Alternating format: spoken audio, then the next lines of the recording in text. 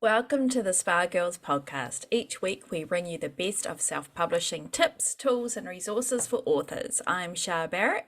I'm Cheryl Phipps. And I'm Trudy J. And this week we have a very special guest, my friend Erin Marcus, who is not just my friend, she's also my coach, who I've been doing coaching with and have known for at least a couple of 3 years now. Oh my gosh. Hey, Erin. Hello. Hey, so welcome. Excited to meet you guys. I know all the stories. I feel like you probably know more about us than we know about you at this point. So looking forward to things that may or may not be true. Yeah, these guys are really nervous now. Perceptions. All good. Oh my God. Anyway. So I'm going to introduce Erin. I'm going to read her bio out and then we're going to get into the topic, which is an awesome topic. It's all about taking charge and making things happen in your author career. And Erin is amazing at that kind of stuff. So it's going to be gold, I tell you. No pressure. Yeah, no pressure, but gold. All right, Erin? So Erin Marcus is a business coach and consultant who helps entrepreneurs save time and make more money by learning how to be in charge, take action, and get results. She's been mentoring, training, teaching, and coaching for more than 20 years.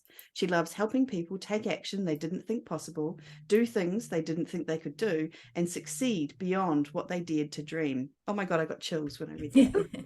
I sound so fancy. If you could just do that for us in the next hour or so, that would be 20 awesome. minutes, good. And go. So let's start at the beginning. So if we're thinking about authors and someone who's not maybe where they want to be, what's the first thing they can do? Where do they start? Where do you start?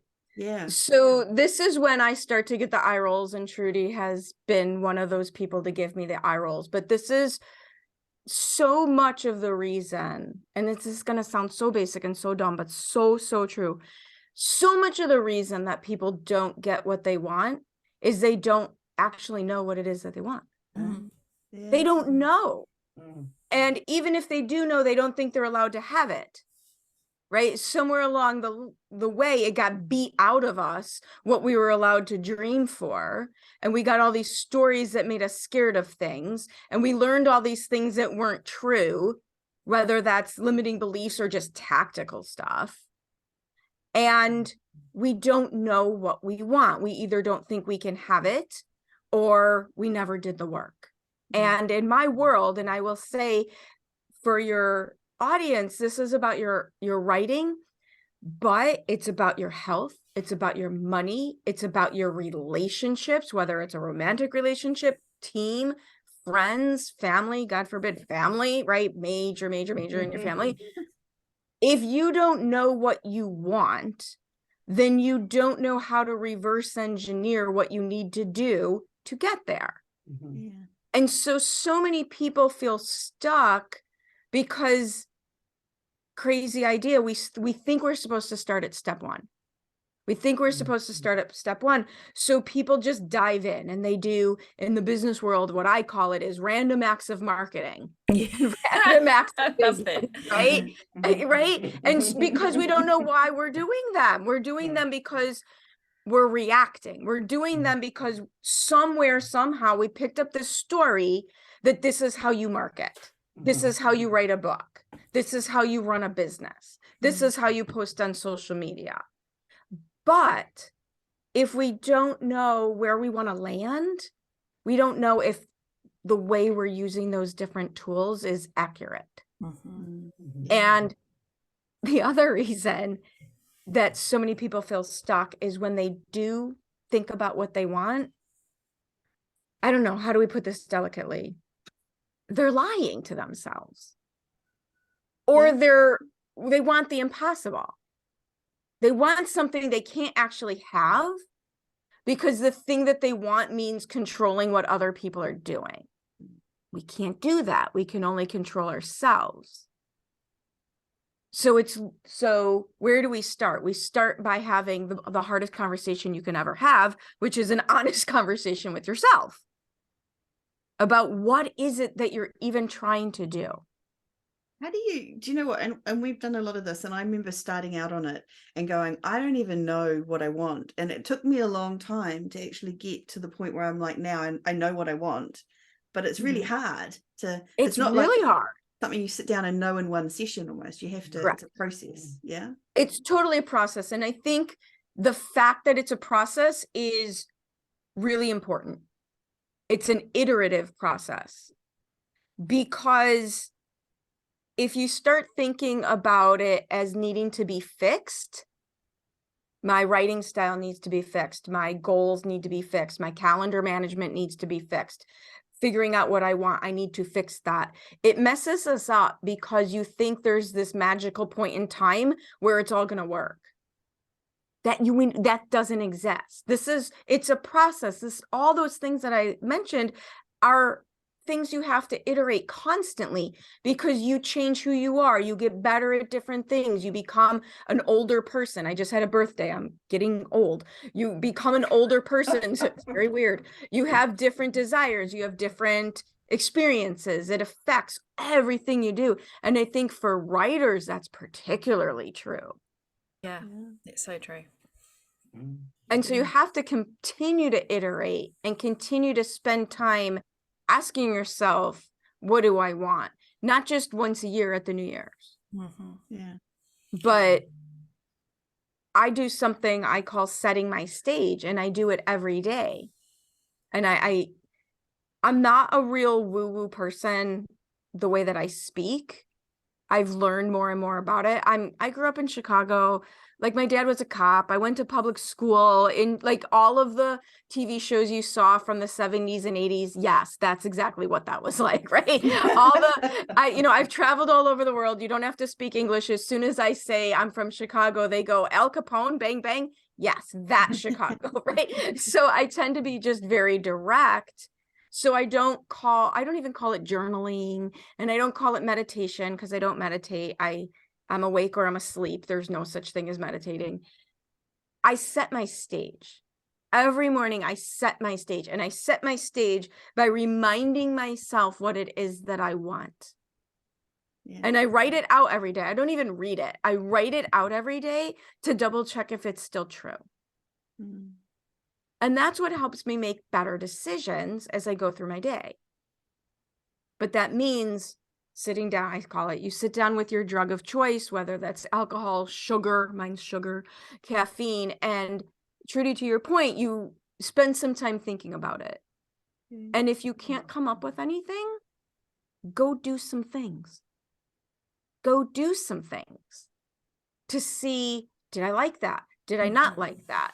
You can't think your way out of these situations. You can really only act your way out of these situations. Mm. So if you're not sure what you want, start small. Start small. Or I'll reverse engineer, what don't you want? What do I have in my life right now? What do I have in my business right now that I don't want?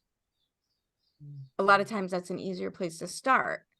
I don't want that result. Okay, what result do I want instead? So that trigger kind of helps us turn it around. Yeah. And gives us some ideas. That's cool. And so I'm not journaling, I set my stage. It's journaling. In quotes. Also known as journaling. Yeah, also known. Are you doing anything else? Is because you talk about, there's a guy, what's his name, Hal Elrod, and he talks about the basically morning routines and things like that. Mm-hmm. Like there's loads of, so I know you have a fairly good morning routine. Do you do that every morning? Is that something that's part of this whole take action? It is. It really is, because, and I do different things, but to kind of stick with the theme, the version of my set the stage non-journaling morning routine that makes sense here is, if I have something going on, I'll write out, what do I want? What do I want? And I'll give you an example, a non-business example. My stepdad had a birthday party, and I had just gone through a lot of stress before I went there. My full-time companion dog for like 15 years had just passed. We had just moved. Like, I had gotten very, very, very, very sick. Like, it was just mass chaos. And I have a bit of a temper. I'm done. Like when I'm done with somebody, I have a big mouth and I won't tell you what I feel. It takes a lot to get me mad, but once we're there, it's not usually good for the other person. And so I knew I was going to have this situation where I was going to be with 100 people, a couple of which are annoying. And what was I going to do about it? So I literally wrote down, what do I want? I want this person and this person to get their head out of their butts and not be jerks. That's what I wanted. But I can't have that. In a perfect world. Right, in a perfect world. But I can't have that, right? So that's where it's time to be honest with myself. Okay, what do I really want? If I can't have that because I can't control the other person, what do I actually want? Well, I wanted my stepdad to have a really, really, really great time with his extended family. Okay, how do I have to show up? Who do I need to be? And what do I need to do to participate in providing that? I wrote this out. I have to forgive. I have to let go. I need enough downtime. I have to walk away when I need to walk away. I have to make sure I'm getting some sleep. I have to not drink alcohol. I have to eat healthy. Like all the things that I needed to do or ways I needed to behave to get the actual outcome I wanted. I wrote that down every single day while I was there to remind myself what I wanted. And I do the same thing with my business.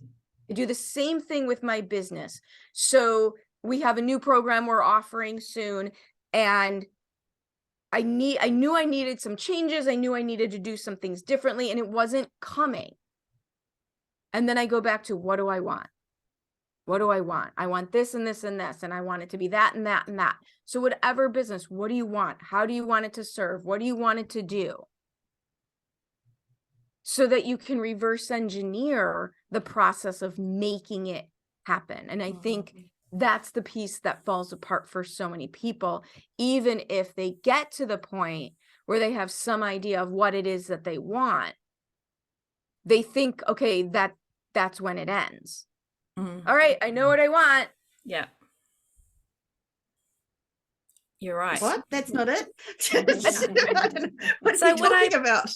It's just a starting point. Yeah. So would I be right in saying that the what do you want is the outcome in a tangible, measurable way, rather than a feeling where if you were going to your stepdad's party, it would be, I want to feel calm and collected. Like, you know, is it more externally focused?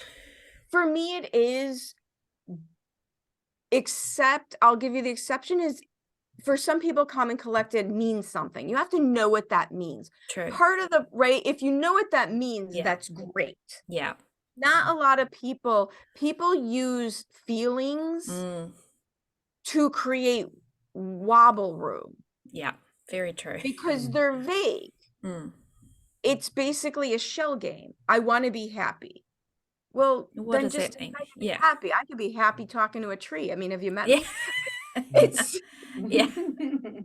What do you mean? So as much as the feeling is important, and I'm not the best person at feelings in general, I use tangible outcomes to eliminate the space where we let ourselves off the hook, the space where we don't have to take the action, the space where we don't take the responsibility.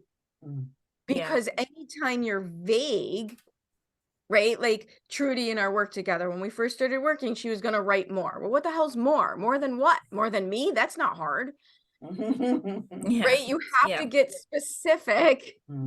What does that look like? What does that look like? How many is that? When is it happening by?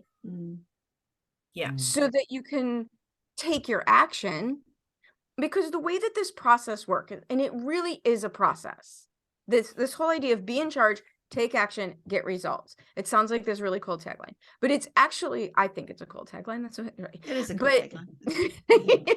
But it's actually a process. Yes. Be in charge means make your decision. Make a decision. And then take action is a little bit self-explanatory, right? Do what you have to do, be who you need to be, and then you get results. I never said you get the results you wanted. You get some results. And now what do? You analyze those results, you tweak what you learned from it and you just start over. Okay, based on this information, what's my next decision?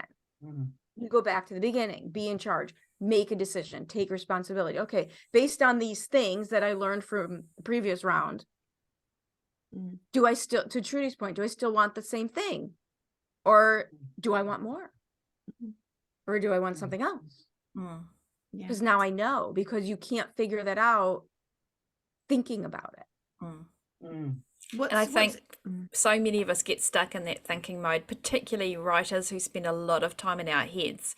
Like I can talk around 360 degrees around something real easy. And you don't, it's like, I want to fly a plane. So that's my goal, is to fly the plane, but I will be sitting on the tarmac literally for years because I'm working through all the possible scenarios in my head, but it's the taking action thing. I think that a lot of us come unstuck. Well, I have a question about that, because I think your comment about writers being particularly prone to that is true. But to me, the number one thing that helps me get out of thinking about it and into doing it is trusting myself. The less you trust yourself, the longer it will take to take action. Yeah, so true. So true. Because like I have a ridiculously high, and Trudy and I laughed about this. Like, it doesn't occur to me that I can't have whatever I want. It doesn't, the rules don't apply. I don't care. Now, I don't expect anyone to do it for me. I also have an overdeveloped sense of personal responsibility. But it never occurred to me that I can't have whatever I want. And I somehow, somewhere, after years and years and years of just having to take care of myself, you develop this trust of knowing that I know that I will always be okay, because I know that I can always take care of myself, because I always have. Yeah.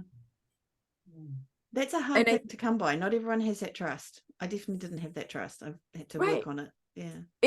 Right, exactly. But what I love that you did is you worked on it. And I think everybody has it to a different degree.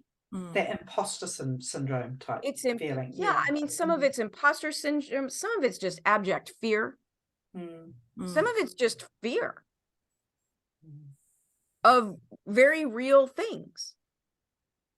You know, if I make demands on my significant other, they won't want to be with me.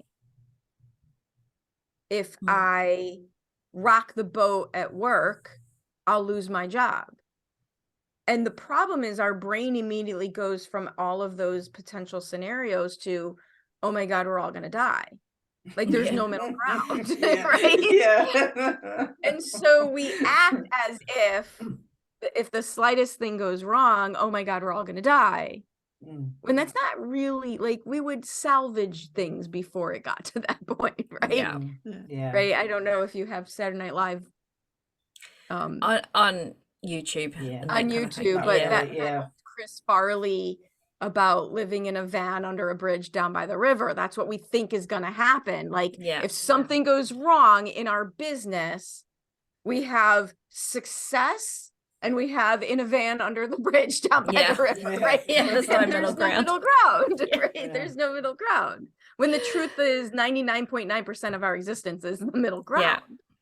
It's so true. And you say that it's not even, it's like we're afraid to change because we know the status quo. Even if the change could mean that we become successful, there's this, oh no, if I change, I'll end up in the van under the bridge. You know, like it's not even, no kind of acknowledgement that actually the change is actually something positive and not, do you know?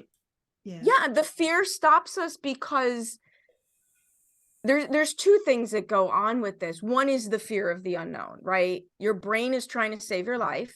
Its job is to keep you alive. And it either goes, oh, we've done this before, that's okay. Or, oh my God, we're all going to die. There's no middle ground. But the other part is truthfully the neuroscience of habitual pathways in your brain. Like, Here in Chicago, in winter, what happens is you can't tell the road from the side of the road. The two wheels of your car go off the road, and now you're in a ditch. And the faster you spin your wheels, you just dig a hole in the snow. That hole in the snow is in your brain, right? We have these ruts in our brain that are just our habit patterns. Yeah. And so I have all the empathy in the world for people who have hard time breaking out of this, because you're up against fear and habit patterns, right? We're up against neuroscience. I said your brain has one job. It's to keep you alive. It's not to make you happy or skinny or wealthy or any of those things. Its job is just to keep you alive. Yeah. Yeah. That's, yeah. Trudy's thinking. I know the face.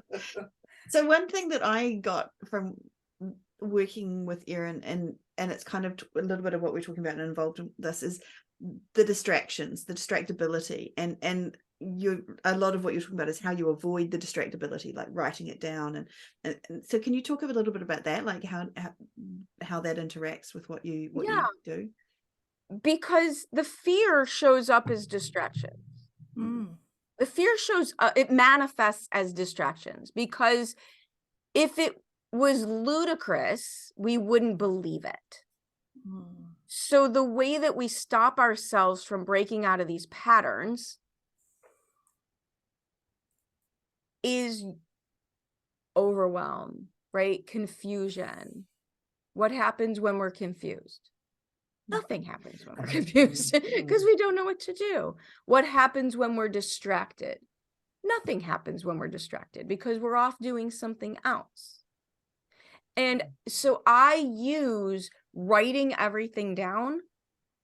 What do I want? What do I have to do? Who do I have to be? When is it all going to happen? Like, the first question I ask people is, well, what do you want? And then when they tell me, the second question is, okay, when is it happening? That's a really scary question, I just want to say. This is when I get she sticks her tongue out at me, right? Like, but when are we doing the thing? Okay, well, I want this. Great. What do you have to do to get there? Well, I have to write a chapter every couple weeks. Okay, great. When are you doing the first one? And then you get the blank stare because all of a sudden your brain's going, crap, I can't get myself out of this. So that specificity is, for me, what eliminates the room for the fear or the habits to take over. And by setting my stage every day and looking at my calendar, what did I say I was going to do? The best way to tell if your brain's trying to save your life by keeping you from doing what you actually want to be doing is to live by your calendar. Put it on the calendar, live by the calendar. Put it on the calendar, live by the calendar. And because all you have to do then is go back and look at your calendar. Did you do it? Or did you go do something else?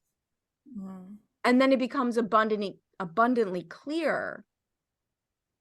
Did you follow through? Or did you allow yourself to get distracted? And kind of to Trudy, to your point earlier about not knowing what you want, this is also a process. Like, you don't decide to live this way one day and poof, magic. Like, it ain't that, if only, right? If only it were that easy. This is a habit. This is a practice. This is something you fall off the wagon and you have to get back on.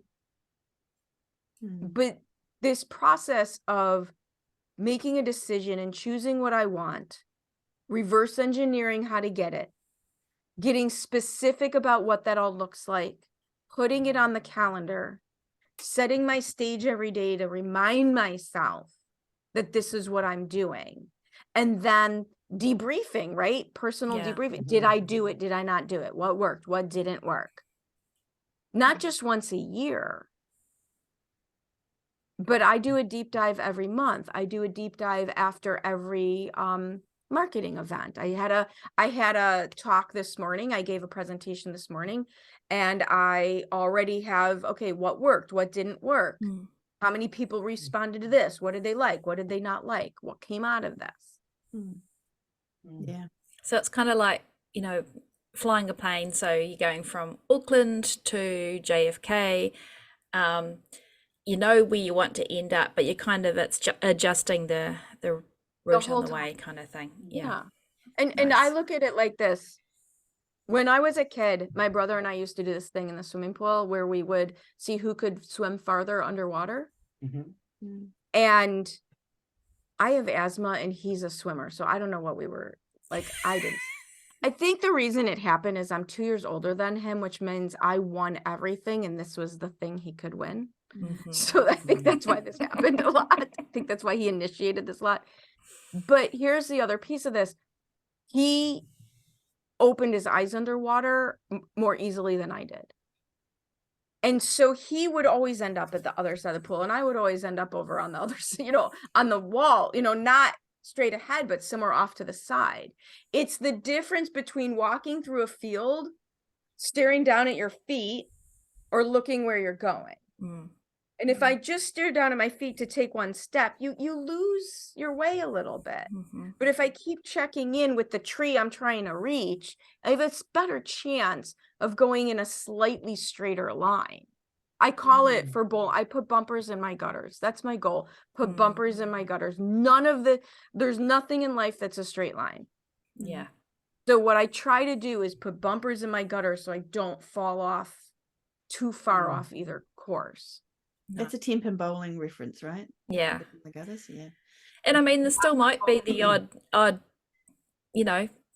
Oh, hole in the path kind of thing, But it's not even can there be. There will be. There will be, yeah. There will be. And so we don't beat ourselves up for it. It's not about perfection. Mm. And so that's really good, because thank you for saying that, because it's not about perfection. It's not about there never being a pothole. It's not about never falling off the path. It's about how fast can you catch it and recover. Mm-hmm. Because what used to throw me for a year, then only threw me for a few months. Then it's a month, right? Then it's a week. Then it's a day. And now it can be a moment. Because I kept with the practice. So to me, you can't change the way your brain works. That's neuroscience. This is how it works. But can I become an observer of my own behavior and put enough strategy and tactics in place to help me observe what's actually going on? Because we have good gut instincts, but our feelings will lie to us every day. Yeah. We have good instincts, but your feelings will lie. Right. So can I put enough checks and balances in place so that I can catch myself sooner without judgment? Because that just kills everything. Oh, isn't that interesting? Look, I did the thing again. Right. I said it to Trudy and I said, oh, look, I did the thing again. Look, there I go again. Yeah. I think that judgment is an important point to make, because we might have previously noticed it, but we would have been like, oh, I'm such an idiot. I did this thing. It's such a disaster. It's all and I over. need to do something different now because that one time it didn't work, kind of thing. Oh my God. So I have a new thing that I've been saying to people to piss off. I've been talking to all these people, and this is it's interesting how things go in theme. So I've been talking to all these people who are telling me they're doing this and they're taking the action because they know that's my thing, right? They're taking the action and it's not working. And I said, okay, how many times did you try? And they said, oh, 3 or 4. I said, that's not trying, that's starting. That's just starting. We want it all. That's not trying. Yeah.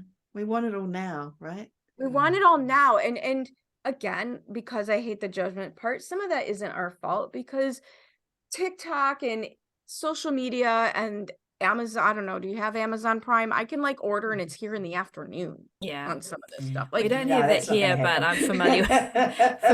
It's the immediacy of everything. There's a new show out on Netflix. You want the whole thing that day, Yeah, right. I mean, we're probably the last generation that remembers, waiting for the next week's episode to come out on TV. I talk to my kids about that and they can't comprehend. Right, they can't comprehend waiting for a movie to come out. Yeah. And then waiting 6 more months. Well, I was old enough it never came out on VCR because we didn't have it on VHS or online. We didn't have those things. So if you missed it, you missed it. They'd come around in the summer. Do you guys remember? They used to take the top movies of the year and replay them in the summer. Yeah. You guys are all younger No. than me. No, I'm definitely not. I'm way older. Yeah. That way. No, that's right. That way. But I think in some ways the waiting, there was also the savoring as well. And I think there is a downside to the immediacy of things, but it sets our expectations. Even if you don't like it, the expectations now are, I think, the Right, because immediacy. you can consciously know something and it doesn't really matter. You can consciously know that you're being unreasonable. But subconsciously, that's what, your subconscious is what's driving the bus. So it really doesn't matter what your conscious thought is, unless you have ongoing supportive effort to stay on top of it. And if you know specifically what a common thing is that you believe that you don't want to maybe have this, if you're saying, like for me, I started out, I remember, however, and I wasn't really that fond of my own writing. I didn't really like my own books, and I've had to work hard on that and to get to the point where now I love my books and I'm really proud of my books. And that was actually something I had to work on over time, because at the beginning I just didn't believe that they were any good, and it had to be something that I worked on. Do I get to use something you did as an example of how we stop ourselves? Go for it. This was so much fun. You're so brave. We had an hour-long conversation once because Trudy couldn't decide if she wanted to, and this is perfect for writers. I imagine this is not an uncommon problem, because Trudy couldn't decide if she was writing urban fantasy or paranormal romance. Who the hell cares? As a reader of both of those genres, as a big fan, huge fan, that's what I read. I don't know the difference. I don't know the difference. So this is a perfect example where having inside information, having subject matter expertise, was her subconscious was using that decision to make sure she didn't take one step further, because she couldn't start writing until that decision was made. Right? She couldn't start right. So think about that. What are you letting stop you? So part of me talks about, are you waiting for something to happen, or are you making things happen? And this is kind of the flip side of that.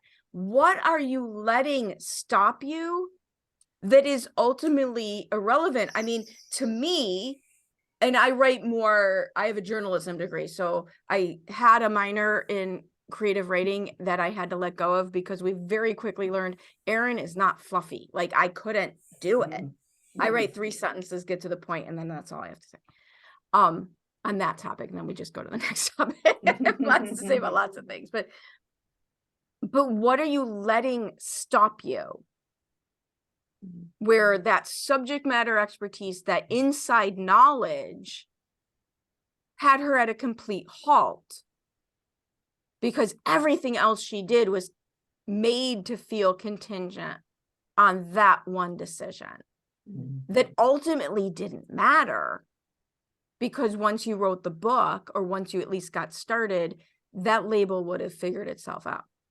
I understand there's marketing reasons for needing that information, but we talked a lot about writing, and I think this is so important for writers, writing books you're proud of, writing books that's like, the marketing is, you don't decide that first. You write the best thing you can write that you're proud of, and then we figure out what's the best way to market it.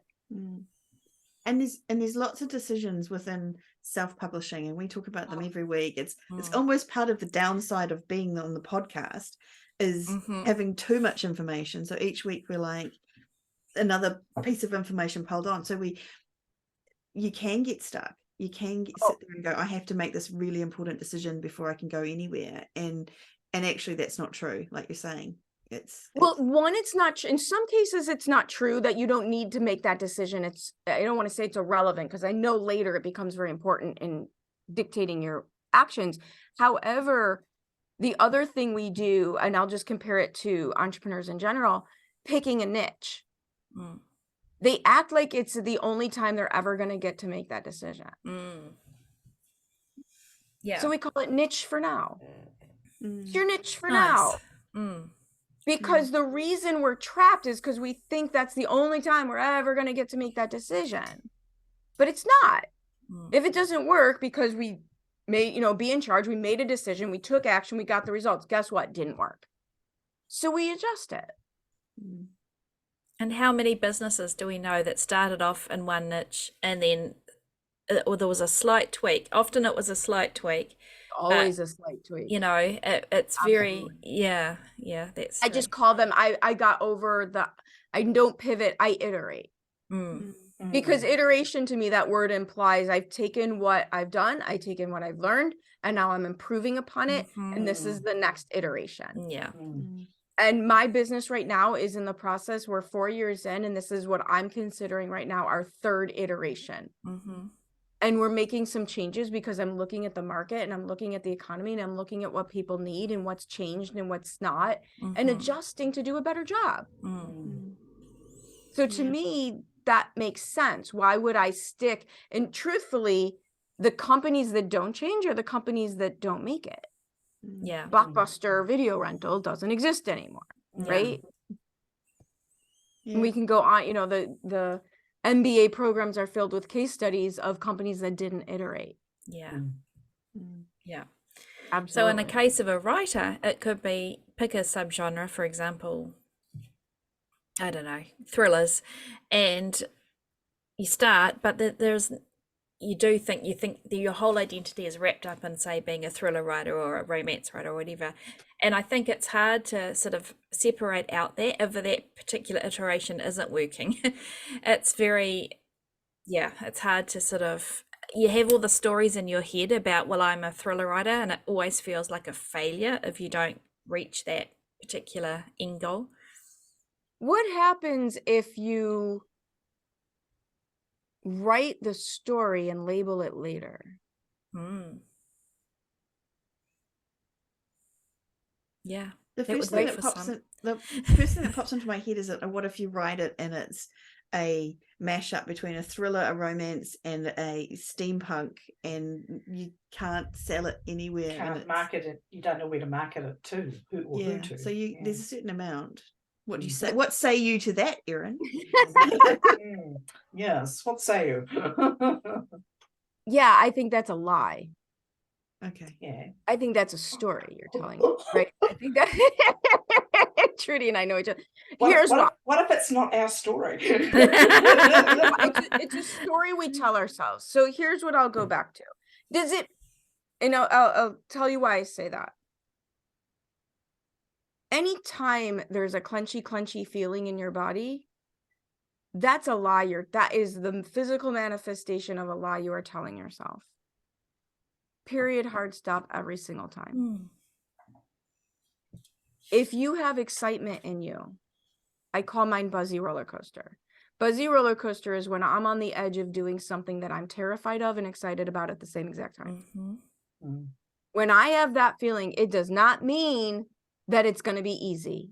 And it doesn't mean that I'm not going to be scared. And it doesn't mean that I'm not going to screw everything up. But it does mean I'm playing on my growth edge and this is the right way forward. I like that. Buzzy roller coaster. Buzzy roller coaster. I use that term because I'm fine when I'm in line for the roller coaster because that's just boring. And I'm excited when I'm on the roller coaster. But there's something physically that happens for me when they put you in the slots that I get real nervous. Like that's my moment where I'm having a little personal meltdown and I feel it in my chest. So that's what I call buzzy roller coaster. Is it easier to market? And this is where, again, you have to make your decision. So, and I learned this from Trudy. If you're just trying to churn books and make a buck, there's an easy way to do that. And that is to pick your genre for the easiest path to mass marketing, 100 million%. Go for it. But that's a decision that's made in advance. If you have a burning desire to get a story out into the world that doesn't fall into one of those simplified categories, go for it and get the help you need to market it. Mm. That's the inspired action. That's the inspired action. If you have Buzzy Roller Coaster, whatever your version of Buzzy Roller Coaster is, about a story that's burning to get out, do the best, most amazing version of that story that you can possibly come up with, and get a person who knows how to market anomalies. Get a person that knows how to there's brilliant people out there. They know how to do everything. It's amazing. I also think on the flip side of that, if you don't have the Buzzy roller coaster feeling and you're writing your book, it almost comes out A in the writing, but also B when you're trying to market it. You're not going to be marketing it with that same sense of joy and excitement. You're not going to put yourself out there in the same kind of ways. You're not going to do as much to get it out there into the world as you would for this book that you had the Buzzy roller coaster feeling for and had managed to. Yeah, absolutely. And I think there's something in creatives that makes all of this much more personal. So for those of you watching videos, I'm surrounded by artwork that I buy from artists because I have zero skills. Like if there's a way to have negative artistic skills, that's what I have is negative artistic skills. So to me, like these paintings, that one's on bubble wrap, like it's magic. It's magic. And I think for creatives, there's much more personal attachment to the magic that they create. Yeah. So why would you let, and here's why I say it's a lie. Those labels didn't matter until Amazon became a thing. I'm 53 years old. I have bought more books before Amazon than since Amazon was created. They didn't matter. Those labels didn't used to matter. We had a biography section, a self-help section, and a fiction section. And now you need all these subgenres. You got to remember how Amazon came about. Amazon is capitalism. They sell advertising to the people once they know who to put in what slot. And so you're letting, as I get very excited about this, you are letting Amazon's ability to get paid advertising dictate what story you're writing. Why is that a thing? And sometimes taking it to the extreme like that makes us see like, okay, wait a minute, maybe I'm not making sense here.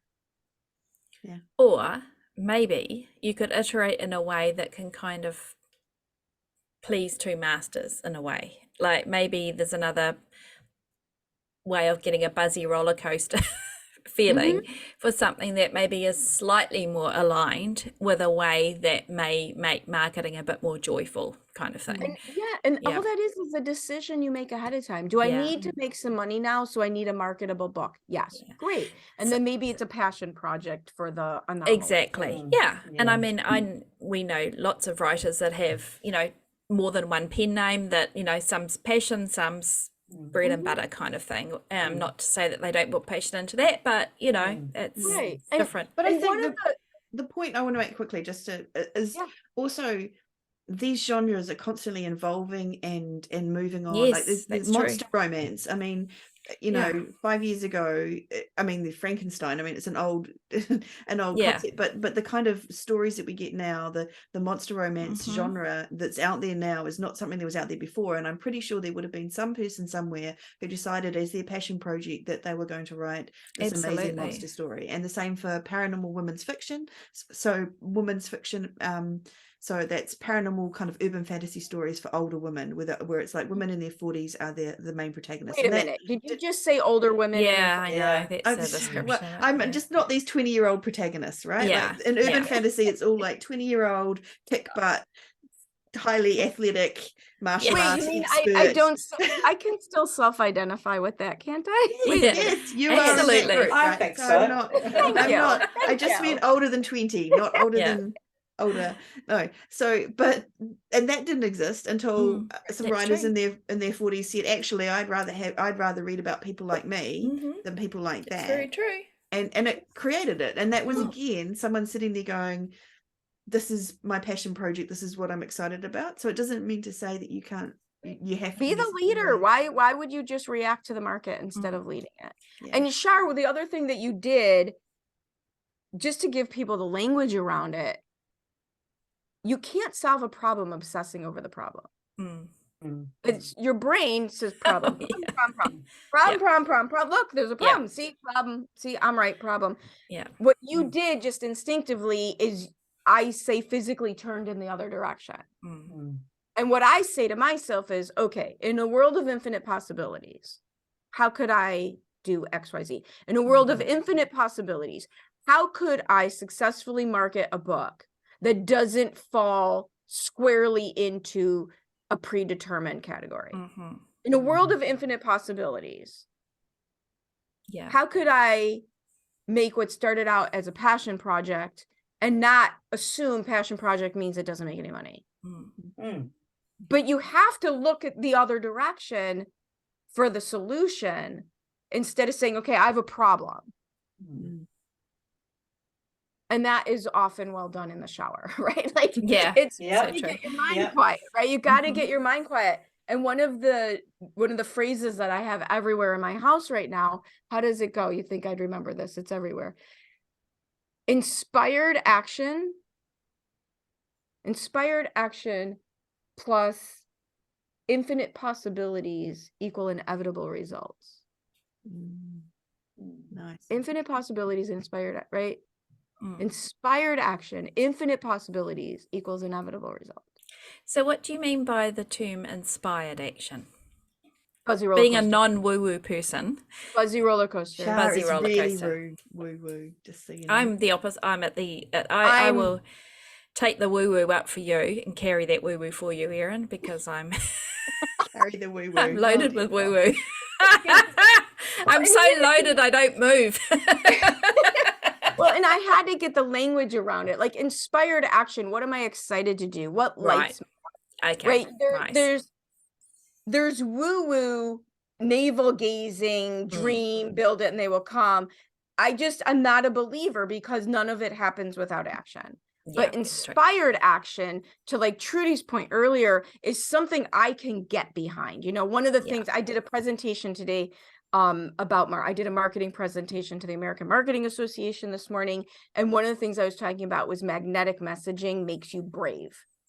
Magnetic messaging makes you brave. When you are excited about what you have to say about your business, you will be more likely to go scream it from the rooftops than if you're hesitant or you're not sure how to put your words together to describe what it is you do. And it's the same thing for authors. If you are lit up about the book that you wrote, regardless of a label, regardless of anything else, you're just going to take that inspired action.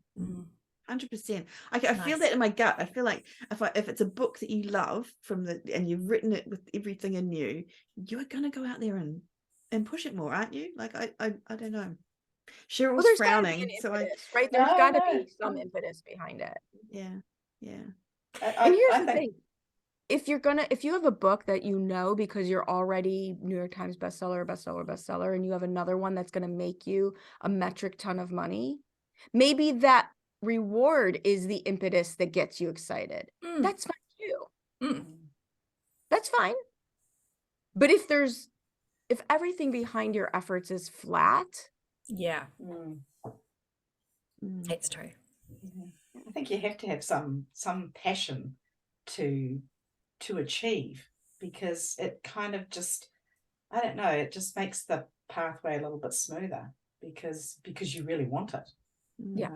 So you're gonna push through. You're gonna get over those bumps and go around those detours and all that.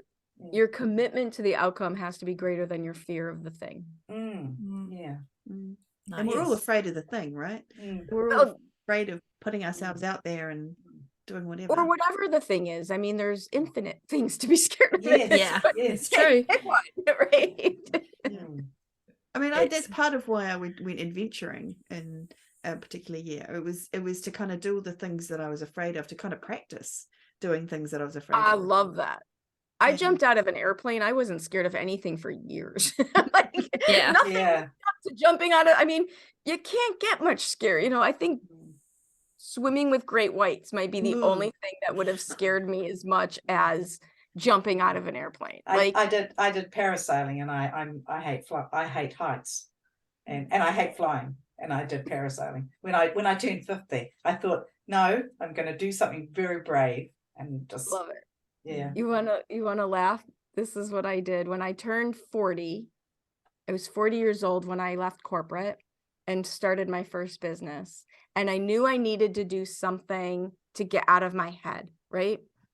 And my weird background is I've been a competitive bodybuilder and powerlifter since I was like 19 years old. So just going to the gym was not enough exercise to get me out of my head because I've been doing it too long. So I knew I wanted something physical in nature that was so far removed from my business and my normal world. So at 40 years old, I decided to learn how to figure skate. Okay. Nice. And by the end of the year, I won a blue ribbon. I took first place in a adult beginners competition. Go you. Excellent. Good work. I was so bad. I was so bad. I did a 90-second routine to Landslide by Fleetwood Mac. And I had the dress and the matching scrunchie because I had long hair at the time, and there was glitter and oh my God. Years old. And my coach would be like, bend your knees. And like in my head, my knees are so bent. Like Yeah. 40 is not when you learn how to do that.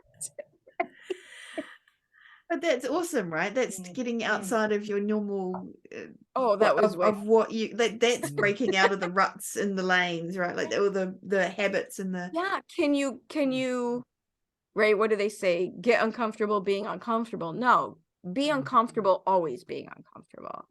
I'm not I mean, it's a weird trait. I don't know where it came from. I am not happy unless I have no idea what I'm doing. I'm not happy unless some part of my life I have no idea what I'm doing. I've become the complete opposite. I love But that comes back to the fact that you have that innate sense that you're going to be okay. That Yes, you can yes. you're not, even if you are under the overway pass in a cardboard box, under a bridge. you're going to have a under a Bunsen bridge. burner there, cooking beans and hot dogs, and invite some friends over. Yeah. Potentially potentially ice skating on the nearby, Frozen river. Yeah. Using sticks that you've carved out of to make the blades. Yeah. So, quick question, because I know time is ticking on, Keep but going. just a quick question of somebody. So, I'm sure that you deal with people of all stripes of what decision to make, but if somebody's got more, like they don't know which decision to make when, like they've kind of got decision fatigue, if you like, what would be your advice to them? I'm guessing it would be going back to the yeah like seriously. Yeah. I don't, one of the things I don't understand about too many business owners, and writers are business owners. If you are marketing, you are, I mean, they are 100%. Yeah. Why do you think you're supposed to just know how to do this? Yeah. Why do you think, like photographers, dentists, you can pick any expertise, a website developer, doing what you do for a living, doing what the business does for a living, and growing a business have nothing to do with each other. So why would I spend so much time and money and energy into becoming great at what my business does and not expect to spend any time, money, and energy into growing a business? 100%. And so that's one thing. And second, we're all close to our own stuff. We're way too close to our own stuff. In our heads, neuroscience, right? In our heads, it makes perfect sense. I told you that story about Trudy and how we had this conversation with this label. I've had those conversations with my coach where I've gone on and on and on and on and on, and she let me. And I went on and on and on, and she let me. And when I stopped going on and on, she looked at me, she goes, yeah, that was all a lie. But then, on and on and on. Nope, still a lie. Like it's tricky. That's why it works. Mm. None of us can see this. I've gotten better and better and better after years of working with coaches and doing deep dives with coaches and not just knowing, but studying why this happens and how it happens. I can now self-coach better than I used to. But in no way, if you are trying to achieve big things, that just doesn't happen without other people helping you. It just doesn't. Mm. It just doesn't. And whether that takes a form of a coach or whether it takes actually somebody else in the business that can look at things in a less emotional way, 100%. that's not hooked on emotionally. I was just about to say that, like, we do that Mm. within the Spa Girls, like with the four of us, like I'll say something and they'll be like, what are you talking about, Trudy? There's this and this. Right. And I'll be like, oh, of course. Totally. That's, yeah. And it's really funny you say that, because I about being able to spot it in other people and not see it in yourself. Always. And it's, That's how it works. yeah. And sometimes you My forget girlfriend what and you I- know. Yeah, that's true. And my girlfriend and I had a rule. Whenever we would go shopping with each other, you always had to be very, very, very honest with the other person when they were trying on clothes. Because, right? I mean, You get friends that don't thing let home. friends wear that outfit, right? I mean, Yeah. same Yeah. thing. Call me on it. Call me Yeah. on it. Yeah. I'd be the opposite with you. I'd be like, oh no, I don't want to wear this. And I've got my daughter who's very bossy now, and she's only 11, but Can't she believe where thinks she that gets she's that like from. the queen of hush now. She thinks she's the queen of fashion, and her mother knows nothing. Oh yeah. Visions of what's going to happen when she gets It's to only 16. getting worse. Yeah. Good news on that one. Yeah. And so she made me buy a skirt the other day, and I was in the shop going, oh, I don't know about the skirt. Oh, all right. And I bought it, and then I wore it the next day, and I was like, oh, I really love this skirt. What a good decision. Like, and it was, and I wouldn't have done it if she hadn't been there pushing me. I went through a phase years ago where I bought a lot of things that weren't what I would normally first choose. Mm-hmm. And then I realized I was getting most compliments on those things, Mm. which made me think I have really bad taste instinctively, right? Like the compliments I was getting was Yeah. on the stuff I wouldn't normally choose. Yeah, Yeah. that is interesting. So if we're applying that to our writing and our authorship, like maybe there's some things that we're not doing, we're not pushing ourselves far out enough. I think that with my writing, I feel like I need to push. I was always afraid of writing purple prose, like, there's the making it too full on, and now I'm like, it's not purple prose what I'm talking about. I need to push myself out further in terms of I don't know, the writing style or the characters that I'm creating, and it's not purple prose, it's just pushing the boundaries to where they should be. I don't know. And in order for it to work, and this is why it works with you guys, one, you have to be looking for feedback from other people who actually know what they're talking about. Yeah, true. Too many times we look for feedback from other people who don't know what they're talking about. Yeah. You have I'd just to like be- to asterisk that with all comments on social media. Just saying. People have right? People have no idea what they're talking about, right? Exactly. And you have to be open. I was To just going to say receiving it. that. Yeah. Oh, right? You have to be open receiving it. So this doesn't work without a really good foundation relationship underneath that. Yeah, so true. Yeah. Yeah. And you have to trust the other person and yourself, and oh my god, so many things. But Yeah. so many things. But thank you so much, Erin. Thank you, Erin. Yeah, that's been awesome. You've given us loads and loads, and I'm sure all of our listeners loads and loads to go away and think about, and hopefully I'm so start taking- excited to meet more of the spa girls.